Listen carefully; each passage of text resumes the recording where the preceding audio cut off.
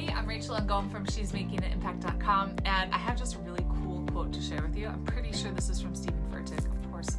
When I wrote it down, I didn't add that part, but it's so good I had to share it with you. So, every day will look the same until you decide it's not going to be the same.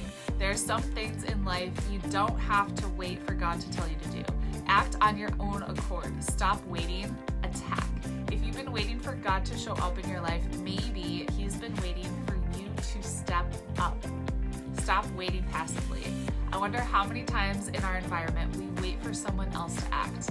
There are people in our lives waiting for us to show them that it's worth it. Live the life you were created to live. It's not just about me. There's a bigger story that's being played out. Be unstoppable. Today is the day. Make sure to head to she'smakingimpact.com. I've got my free Pinterest cheat sheet, free Pinterest masterclass. It's going to help you crush it with Pinterest and get one of